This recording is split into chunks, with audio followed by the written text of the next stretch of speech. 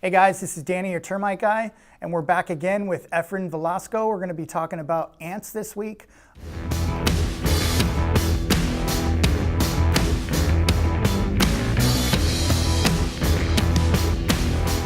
Efrain, I know at my house, in the coming months, and last year was a really big problem with ants and stuff, and what can we or my wife do around the house, short of treatments that we can do to kind of stop the conducive conditions, and when they do get in there to kind of get rid of them and minimize them? The ant species that we have in Southern California, most of the stuff that are pests here in Southern California are not endemic to Southern California. So naturally, we wouldn't have as much moisture as we currently have.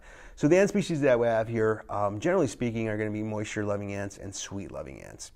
And anything that we can do to curb those two things would be helpful in helping to reduce the likelihood of having ants in your home. So things like not leaving soda cans out and about, taking out the trash a lot more often, not letting my kids or our kids leave candy on the floor or on a specific area because they're sweet-loving ants.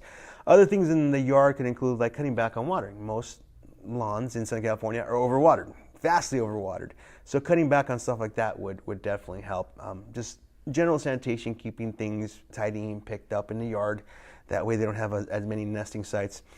They don't have as much moisture to work with.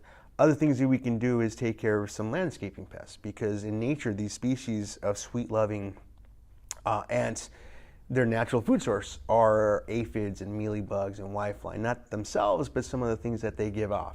So if we can knock down populations of those other insects out in the yard, which are landscape type pests, it would definitely cut back on populations of our species of ants that we have a problem with here in Southern California. Okay, and then say after they do maybe invade the home, you wake up in the morning, they're all over the kitchen, all over the counters. What can somebody do short of getting a treatment done to knock that down at least? Well, some of the things you can do is, first of all, remove whatever it is they're going after. So if they're inside of your home, what that means is there was an ant that came out and they found food. Now they trailed back to their nest and let the rest of the colony members know that there's something there. And that's when they call everyone in and everyone starts collecting this food. So if you can remove that food, remove the trash or whatever it is they're going after, and then wiping things down. So every ant has what we call a trailing pheromone. And what they're doing, I'm sure you've seen this, or your viewers have seen this, is sometimes when they're going back, they drop their little gaster a little bit. They're leaving a trailing pheromone. That's one of the things we should be wiping down. And really anything you could do to wipe down that trailing pheromone from that area, getting rid of the food, wiping down a trailing pheromone, cleaning that up as best we can, that would definitely help. I know some of the things that I commonly see that homeowners do a lot is they'll go over to a drugstore or a home store and go out and buy some liquid pesticides. They spray it. Generally speaking, those are highly repellent materials that you don't really want to use around your home. It doesn't work as well. And yes, the ants that you're spraying at that moment will be dead.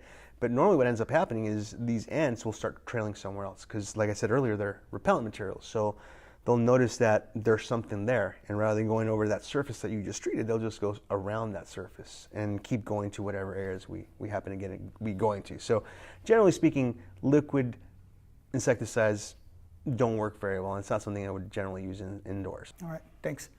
So guys, ants are a big problem. If you do try some of these things and this stuff is not working, make sure you do call your trusted pest professional. If you have any questions about ants, termites, or any other pests, you can call my cell at 619-843-3700, and thanks for watching.